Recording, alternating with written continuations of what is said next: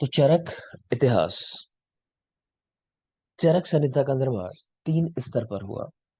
कौन से तीन स्तर है? मूल उपदेष्टा तंत्रकर्ता, एक स्टेप हुआ। प्रथम प्रतिसंस्कर्ता, दूसरा स्टेप हुआ। और संपूर्णकर्ता या द्वितीय प्रतिसंस्कर्ता, ये तीसरा स्टेप हुआ। तो चरक संहिता का निर्माण तीन स्तर पर। एक व्यक्ति उपदेश दे रहे हैं जिनको कहा गया मूल उपदेष्टा या फिर एक्सपाउंडर, पुनर्वसु आत्रे। इनका टाइम है 1000 ईसा पूर्व।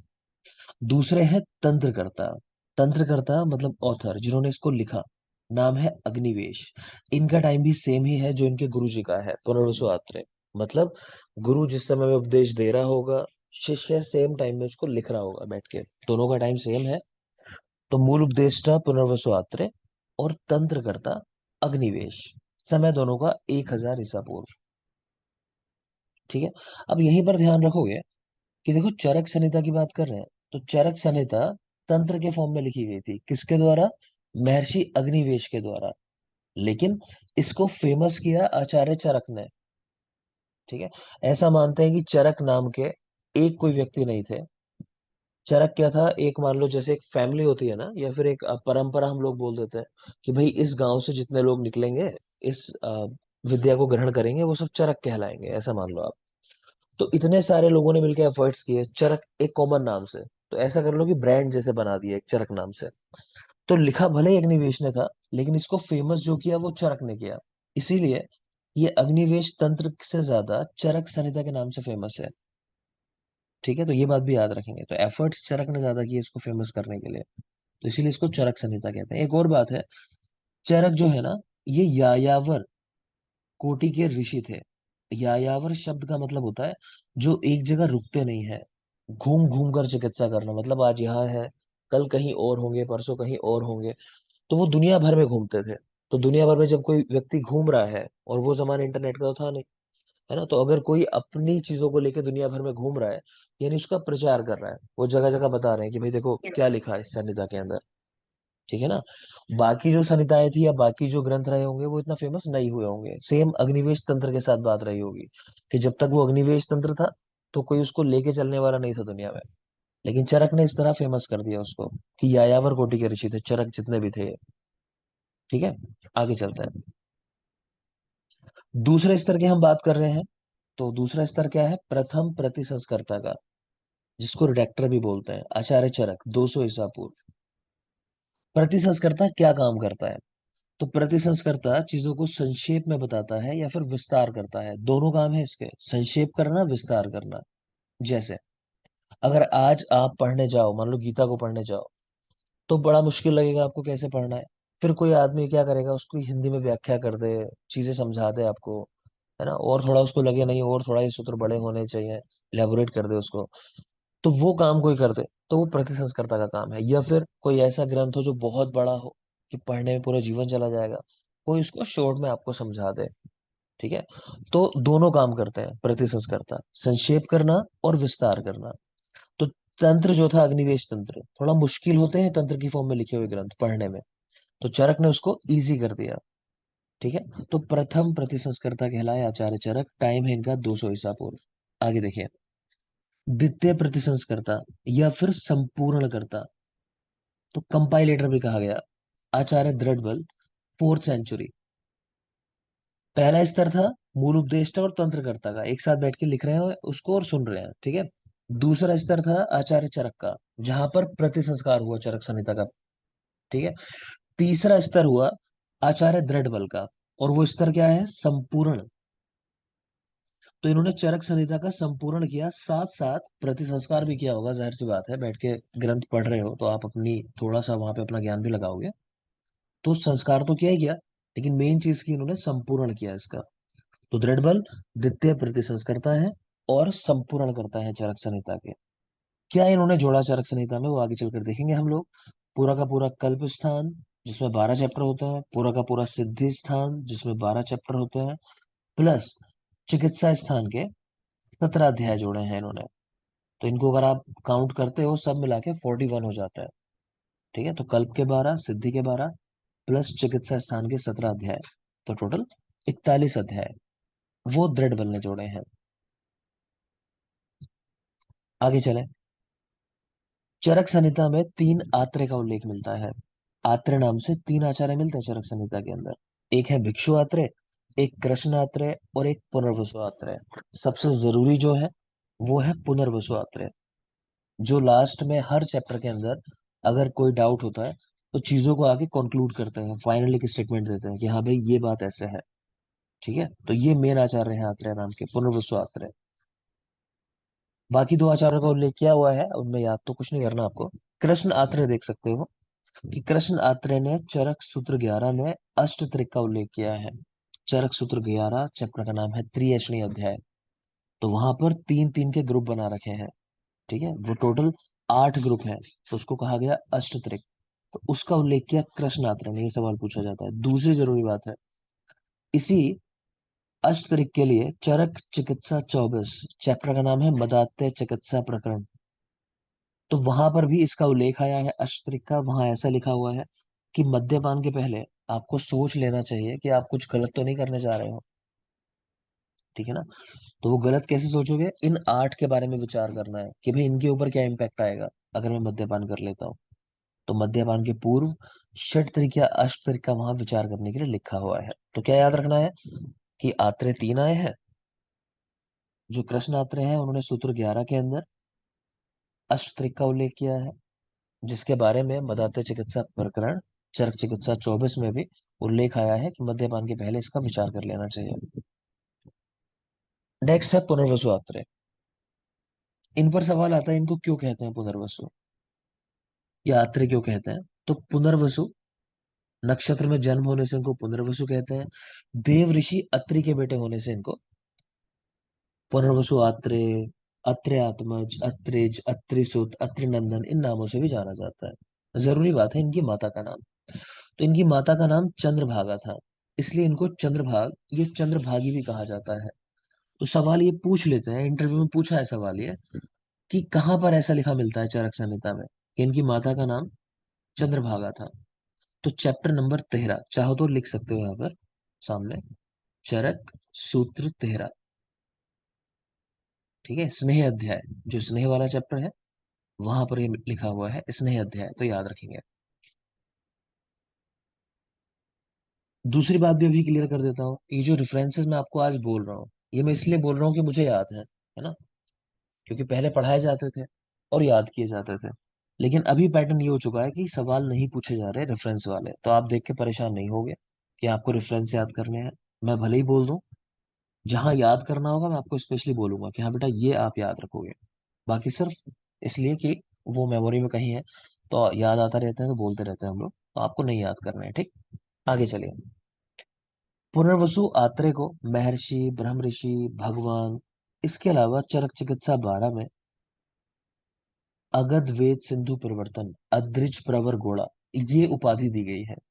ये वाली आपको याद रखनी है कि कहाँ पर दी गई है। तो चरक चिकित्सा 12 चैप्टर का नाम है शोध चिकित्सा अध्याय, और किसको दी गई है? तो पुनर्वसु आत्रेय को। ये आप याद रखोगे, अगध वेद सिंधु प्रवर्तन अद्रिज प्रवर गोड़ा किसको कहा गया? तो आत्रेय को, चरक चिकित्सा 12 शोध चिकित्सा अध्याय के अंदर। नेक्स्ट देखेंगे, चिकित्सा स्थान में कुछ योग हैं जो कृष्ण आत्रेय ने बताए हैं, उनकी संख्या 8 है। ठीक है, एक नजर डाल लेना, याद रह जाए तो अच्छी बात है, बहुत जरूरी नहीं है। तो फलारिश देख रहे हो, अर्श की चिकित्सा में बताया है। अर्श यानी पाइल्स, क्षार गुटिका गृहिणी रोगों के अंदर, तो आईबीएस जैसी कंडीशन होती है, गृहिणी विकार, आगे पढ़ेंगे क्या है क्षार गुटिका। इसी तरह नागर आदि चूर्ण है एक, वो भी गृहिणी के अंदर। नवायस चूर्ण देख पा रहे हो, पांडु रोग के अंदर, पांडु यानी एनीमिया के साथ रिलेट करते हैं। नव अयस, अयस लोहे का पर्याय है, समझ सकते हो, एनीमिया हुआ है। सामने एक पॉइंट चाहो तो लिख लो, लिखो most common type of anaemia in India. India में most common type of anaemia कौन सा होता है? तो लिख लेंगे आयरन डेफिशिएंट। आयरन डेफिशिएंसी की वजह से, जिसको हम माइक्रोसिटिक भी कहते हैं। ठीक है, सेल का साइज छोटा हो जाता है, माइक्रोसिटिक। तो यहाँ नाम से पता चल रहा है कि नवायस चूर्ण की अयस है यानी लोह है इसके अंदर। तो ये वाला चूर्ण कहाँ इस्तेमाल होता होगा? पांडु में, एनीमिया में, क्योंकि इंडिया में आयरन डेफिशिएंट एनीमिया कॉमन है। क्या कंटेंट है इसके? तो त्रिफला, त्रिकटु, त्रिमद प्लस 50% लोह पड़ा हुआ है, यानी आधा लोह है और बाकी आधे के अंदर ये तीनों चीजें हैं, त्रिफला, त्रिकटु, त्रिमद। अगर नहीं जानते हो, क्योंकि स्टार्टिंग है, हम शुरुआत में बेस से चलते हैं। अगर मुझे कहीं भी लगेगा कि आपको नहीं पता तो मैं उस चीज को एक्सप्लेन करूंगा, तो जिनको आता होगा उनको लग सकता है बड़ी आसान चीजें एक्सप्लेन हो रही है, लेकिन क्योंकि सबको साथ लेके ही चलना है। तो बेटा त्रिफला के अंदर लिख लोगे हरित की, विविध की और आंवला की, यानी हरड़, बहेड़ा, आंवला जो आप कहते हो, वो इसके कंटेंट होता है त्रिफला। इसका पर्याय लिख लेना एक, वो पूछा जाता है, वरा। वरा त्रिफला का पर्याय है, ठीक है। जबकि एक होती है वरी, वरी होती है शतावरी, वो भी लिख लेना बराबर में, वरी शतावरी है, ठीक है, वरी शतावरी। और वरा त्रिफला। नेक्स्ट देख पा रहे हो त्रिकटु। त्रिकटु में तीन चीजें हैं, लिख लोगे, इसका एक पहले पर्याय लिख लो। त्रिकटु को व्योश भी कहा जाता है, व्योश। और द्रव्य इसके अंदर पिपली, मरिच और सौंठ, शुंठी जिसको बोलते हैं, पिपली, मरिच और शुंठी, त्रिकटु के द्रव्य। नेक्स्ट है त्रिमद। त्रिमद, त्रिमद में लिखिए, हम याद रखते हैं कि मद में है कोई व्यक्ति, नशे में है मतलब, फिर भी बड़ा मस्त चित्र बनाता है, मतलब वो पेंटर होगा, नशे में है लेकिन फर्क नहीं पड़ता। तो बड़ा मस्त चित्र, बड़ा मतलब विडंग, मस्त तो मोथा या मुस्ता जो भी कहो, नागर मोथा जो होता है, बड़ा मस्त। चित्र मतलब चित्रक, तो मध्य में भी बड़ा मस्त चित्र बनाया, तो विडंग, मुस्ता और चित्रक। प्लस 50% लोह पड़ा हुआ है इसके अंदर, विडंग, मुस्ता, चित्रक। आगे देखें, आज वाला जो लेक्चर है इसको मैं लाइव कर दूंगा यूट्यूब पर, ठीक है। तो आपके साथ वही सुना रहा है कि सर हम तो थे नहीं पहली क्लास के अंदर, तो हमारा छूट गया, तो इसको कवर कर लेना, ठीक है। जैसे आपकी फीस आती रहेगी मैं आपको ग्रुप में ऐड करता जाऊंगा, नोट्स आपको मिलते जाएंगे, तो नोट्स के साथ अब जैसे मैं एक्स्ट्रा चीजें लिखवा रहा हूँ तो उनको साइड में यहाँ लिख लेना है ना, जो भी यहाँ चल रहा है, तो यहाँ साइड में अपना आप नोट कर लोगे अपने नोट्स का प्रिंट आउट निकाल के, ठीक है। तो नोट्स होना जरूरी है, बहुत जल्दी तय करना है बेटा, क्योंकि ये बैच शुरू करना है ऑफिशियली परसों से, जैसा मैंने कहा पूरी तरह इसको रन करना है। देखिए आगे, नेक्स्ट है बला तेल, अमृता आद्य तेल, वात व्याधि में। प्रपोंड्रिक आदि तेल शिरो रोग में यूज होता है, इसको आपको याद रखना है, प्रपोंड्रिक आदि तेल। और इससे भी जरूरी है प्रपोंड्रिक आदि लेप, दोनों पे सवाल आता है, शिरो रोगों में ही इस्तेमाल होता है, याद रखोगे। प्रपोंड्रिक आदि तेल हो चाहे लेप हो शिरो रोग में। जीवनीय घृत, वात रक्त। आपने अभी चरक का नवायश चूर्ण पढ़ा है ये, ठीक है। ऐसे ही दो जरूरी प्रयोग जो है सुश्रुत और काश्यप ने भी बताए हैं इसके, वो भी याद रखोगे। सुश्रुत ने नवायश चूर्ण का उल्लेख प्रमेह पिड़काओं की चिकित्सा में किया। प्रमेह पिड़का प्रमेह की वजह से होने वाले कॉम्प्लिकेशंस है, डायबिटीज की वजह से कह लो, अनकंट्रोल डायबिटीज। तो नवायश चूर्ण प्रमेह पिड़का में दिया आचार्य सुश्रुत ने, और आचार्य काश्यप ने नवायश चूर्ण का प्रयोग शोथ की चिकित्सा में बताया। शोथ यानी वही स्वेलिंग। तो काश्यप नवायश चूर्ण और सुश्रुत नवायश चूर्ण, क्रमशः शोथ और प्रमेय पिड़का के अंदर, काश्यप और सुश्रुत के अनुसार, याद रखेंगे। इसी तरह एक योग होता है बेटा नवक गुगलू। जैसे नवायस लोह देखा, ऐसे ही नवक गुगलू है। इसमें क्या होता है, वही तीन चीजें, त्रिफला, त्रिकटु, त्रिमत। और क्योंकि नव अयस वर्ड नहीं है इसमें लगा हुआ, यानी लोह नहीं है ये, यहाँ पर क्या है गुगलू, तो यहाँ पर 50% गुगलू होता है। तो त्रिफला, त्रिकटु, त्रिमत और 50% गुगलू यूज करते हैं इसको मेदो रोग यानी ओबेसिटी के अंदर। ओबेसिटी याद रखोगे यहीं पर, क्योंकि आपके यहाँ पे हरियाणा पीएससी में सवाल भी है मान लो, तो मैं हल्का सा उसको बता देता हूँ। एक सवाल पूछा जाता है कि गुगलू कहाँ काम करता है, क्या काम करता है।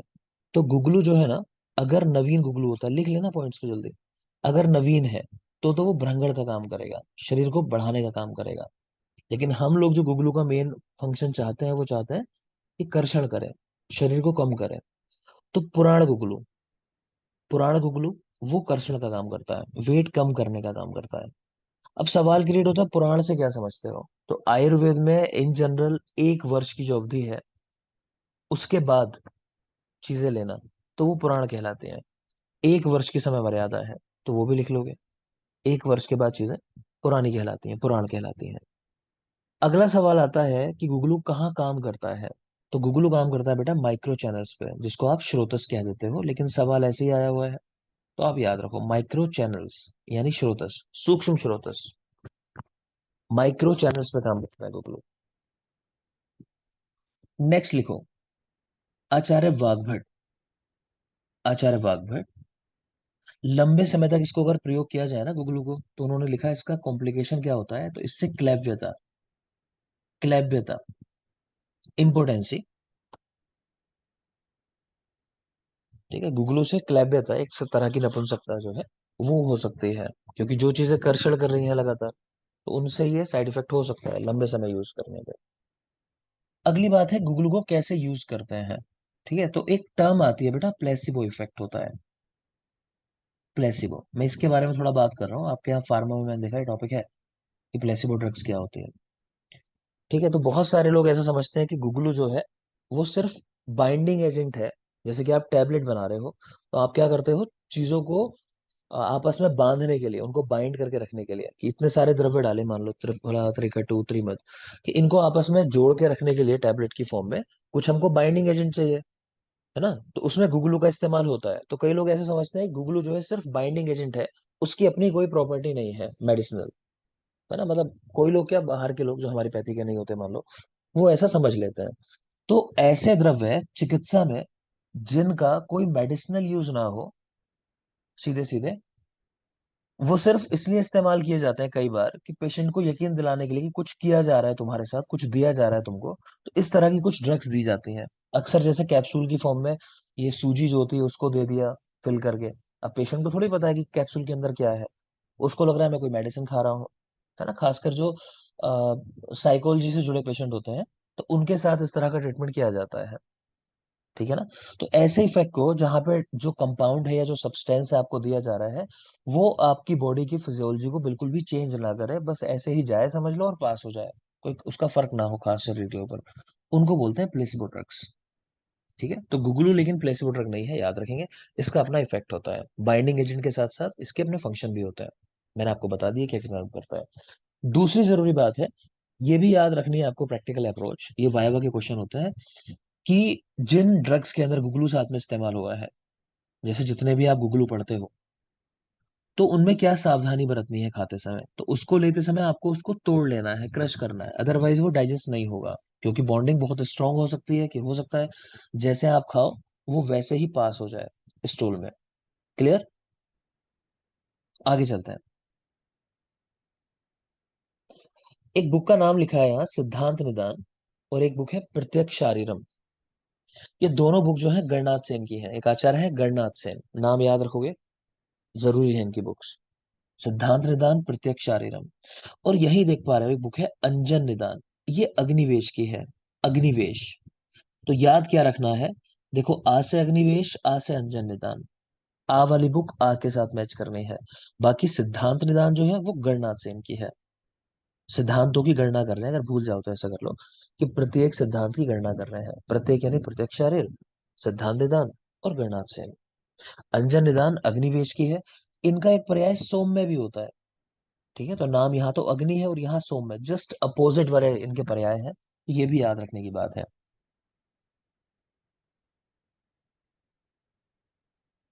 नेक्स्ट चलिए, आचार्य चरक के बारे में थोड़ा बता रखा है फिर से, कि ये भगवान अनंत के अवतार हैं, विशुद्ध के बेटे हैं और वैशंपायन के शिष्य हैं। आपको याद रखना है, चरक भगवान अनंत के अवतार, इनके पिताजी का नाम है विशुद्ध और इनके गुरु जी का नाम है वैशंपायन। पिताजी विशुद्ध है और गुरु है वैशंपायन। इनका वास्तविक नाम कपिस्थल चरक है। तो क्यों है ये नाम इनका, इनके गांव का नाम है कपिस्थल ग्राम, ये देखोगे अगर आप। तो पुराने लोग अपने नाम के साथ चीजें लेके चलते थे, जैसे आज भी आप देखते होगे, आ, ऐसा बहुत लोग के नाम होते हैं ना कि जैसे मैं कुछ उदाहरण दूं अगर, कि राजू भैया बनारस वाले, या ऐसे कुछ नाम जुड़े होते हैं। ठीक है, तो लोग अपनी जगह के साथ अपना नाम जोड़ लेते थे, तो उस तरह से ही कपिस्थल चरक अपने गांव के नाम पे। कह रहे हैं गांव कहाँ था इनका, तो पंचनद प्रांत में, मतलब पंजाब के आसपास वहां कहीं, तो इरावती और चंद्रभागा नदियां थी, तो उनके मध्य कहीं है कपिस्थल ग्राम, तो वहां के रहने वाले थे। नेक्स्ट देखो भाव प्रकाश। उन्होंने थोड़ा अलग मत दिया, कह रहे नहीं, चरक जो थे ये नागवंश में उत्पन्न हुए थे और शेष अवतार थे, शेष नाग जो है कि उनका अवतार थे। तो नागवंश में जन्म हुआ, शेष अवतार थे, गोत्र प्रवर्तक और यायावर कोटि के ऋषि थे। गोत्र प्रवर्तक मतलब गोत्र लेके चल रहे हैं साथ में अपने, है ना, जैसे वंश होता है ना कोई, कि भाई ये जो है सांगवान वंश के हैं, या जो भी अपना गोत्र होता है तो लोग उसको लेके चलते हैं, पूरी फैमिली, आने वाली पीढ़ियां सब। तो गोत्र प्रवर्तक ऋषि थे, तो ये मान लो कि चरक इनका गोत्र रहा होगा, तो चरक को लेके चलते थे हमेशा।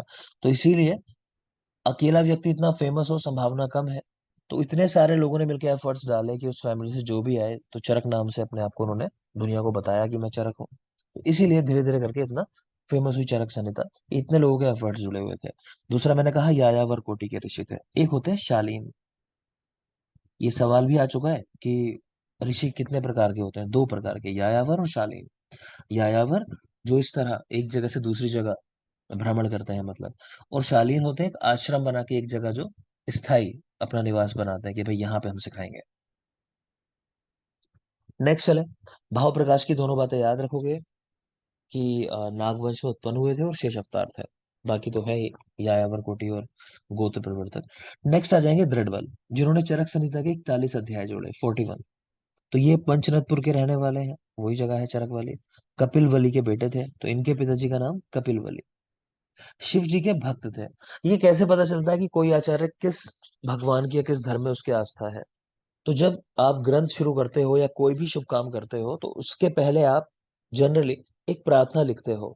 आप सब में देखोगे चरक सुश्रुत, तो शुरुआत में आपको एक मंगलाचरण मिलेगा। तो उसमें जिस ईश्वर की उन्होंने उपासना की होती है, तो मान लेते हैं कि वो उनके शायद भक्त रहे होंगे। ठीक है, तो ऐसे पता चलता है। तो खैर, दृढ़बल शिव जी के भक्त थे, गुप्त कालीन आचार्य थे। ये सवाल आश्चर्य आया था कि दृढ़बल जो है किस काल के आचार्य थे, गुप्त काल के आचार्य थे, याद रखेंगे। इन्होंने चरक संहिता का संपूर्ण किया, 41 अध्याय जोड़े। अब सवाल आता है कैसे संपूर्ण किया? तो देखो लिख रहे हैं यहाँ पर, शिलोच वृत्ति से। शिलोच वृत्ति का मतलब क्या होता है? तो कह रहे हैं not living any grain in field, कि जब खेत से अपना अनाज लेके आया जाता है घर, जब फसल काटी जाती है, तो वहां पे क्या होता है कि फसल के कुछ दाने, कुछ हिस्सा मान लो खेत में गिर गया, जब आप ये प्रोसेस कर रहे हो पूरी, तो कह रहे हैं उसको भी लेके आ जाना, कि कुछ भी छूटे ना खेत के अंदर, सब कुछ इकट्ठा करके ले आना। क्लियर? तो मतलब बहुत ज्यादा हार्ड वर्क करना कि भाई कुछ भी नुकसान नहीं होना चाहिए, एक भी चीज रह ना जाए, तो उसको कहा गया श्लोच वृत्ति, याद रखेंगे। हार्ड वर्क से मतलब है श्लोच वृत्ति का यहाँ। देखेंगे आचार्य सुश्रुत ने प्रमेय में ब्राह्मण रोगियों को श्लोच वृत्ति पालन करने के लिए कहा है। आचार्य सुश्रुत के लिए मतलब ये है कि अगर ब्राह्मण रोगी को प्रमेय हो जाए तो उसको बहुत ज्यादा मेहनत करनी चाहिए। ठीक है, कि तभी ठीक होने वाला है। इसी तरह देख पा रहे हो, लिखा है राजक्षमा में अजावृत्ति का प्रयोग। तो राजक्षमा के जो रोगी हैं उनको अजावृत्ति फॉलो करनी चाहिए। ऐसा कॉन्सेप्ट है कि अजा को राजक्षमा रोग नहीं होता है, बकरी को राजक्षमा नहीं होता। तो बकरियों के बीच में रहना, उनका दुग्ध इस्तेमाल करना, है ना, इस तरह की चर्या बताई गई है राजक्षमा रोग के अंदर। राजक्षमा को टीबी के साथ रिलेट करते हैं, ट्यूबरक्लोसिस, और ऐसा मानते हैं कि अजा को नहीं होता है राजक्षमा। क्लियर? इसीलिए वहां अजावृत्ति की बात आई है। तो दृढ़ बल ने 17 अध्याय जोड़े। कौन से 17 हैं बता चुका हूँ, कल्प और सिद्धि के 12-12। और ये जो चैप्टर्स के नाम लिखे हैं चिकित्सा स्थान के, इनको छोड़कर बाकी के 17, ठीक है, यहाँ लिख दिया है कि इनके अतिरिक्त, इनके अलावा वाले 17 जो हैं। तो ये कौन से 17 हैं अगर जानना चाहो तो बेटा, चिकित्सा स्थान के शुरू के 8 अध्याय हैं राज्यक्षमा तक। रसायन, वाजीकरण, ज्वर, रक्तपित्त, गुल्म, प्रमेह, कुष्ठ और राज्यक्षमा। इसके बाद अर्श अतिसार, विसर्प, मदात्य और द्विव्रणीय अध्याय, ये आगे के चैप्टर हैं बीच बीच के। तो टोटल ये 13 चैप्टर हो जाते हैं जो चरक में थे। 17 इन्होंने ऐड किए, प्लस कल्प और सिद्धि में 12-12 अध्याय होते हैं, तो पूरे के पूरे इन्होंने ही जोड़े हैं। तो कुल हो जाते हैं 41 अध्याय। याद रखना सिद्धि वाली बात स्पेशली, कि सिद्धि के 12 अध्याय इन्होंने जोड़े, क्योंकि उस पर एक पॉइंट आने वाला है आगे जरूरी। नेक्स्ट आ जाए, चरक संहिता में कुल 8 स्थान है और 120 अध्याय है। ठीक है, स्थान देख पा रहे हो, सूत्र स्थान, निदान, ऐसा करके। तो 8 स्थान है और 120 अध्याय है। आपको यही लिख लेना है आचार्यों ने, ब्रैकेट में लिख लो, ये सवाल आ चुका है कि आचार्यों ने कितने स्थान और कितने अध्याय की प्रतिज्ञा ली। तो आचार्यों ने यही 8 स्थान और 120 अध्याय की प्रतिज्ञा ली। मतलब ये है कि आचार्य एक साथ बैठे होंगे, उन्होंने मिलकर तय किया कि भाई हम में से जो भी अपनी संहिता लिखेगा, ग्रंथ लिखेगा, तो हम 8 स्थान रखेंगे, 120 अध्याय लिखेंगे। ठीक है। कुछ अपवाद मिलते हैं, कुछ लोगों ने इस नियम को ब्रेक किया, वो अलग बात है, लेकिन जनरल यही है कि 8 स्थान 120 अध्याय की प्रतिज्ञा की। ये आपको नहीं याद करना, एक छोटी क्लास में पूछते थे यूजी में, अभी नहीं आपसे पूछेगा कोई। आगे आ जाओ। चरक संहिता में 7 संभाषाएं हुई हैं। संभाषाएं क्या होती हैं? कि किसी टॉपिक पे मान लो कि तय नहीं कर पा रहे हो आप कि आंसर क्या होना चाहिए, कि रस कितने हैं, जैसे किसी ने कहा 4, किसी ने 6, किसी ने 8, किसी ने असंख्य कह दिए। तो उसके लिए एक मीटिंग बुलाई जाती है, सारे लोग आते हैं, सारे ज्ञानी लोग आते हैं, और वो कोई एक फाइनल वर्डिक्ट वहां देके जाते हैं कि अच्छा नहीं, आज के बाद ये नंबर इतना कहा जाएगा। ठीक है। तो वो जो मीटिंग हुई है उसको संभाषा कहा जाता है आयुर्वेद में। तो चरक संहिता में ऐसी 7 संभाषाओं का उल्लेख मिलता है। आज के समय में देखें तो सीएमई अरेंज की जाती है। सीएमई तो ये भी इंटरव्यू का क्वेश्चन है आपका पूछा हुआ, कि सीएमई से क्या समझते हो? तो कंटिन्यूइंग मेडिकल एजुकेशन।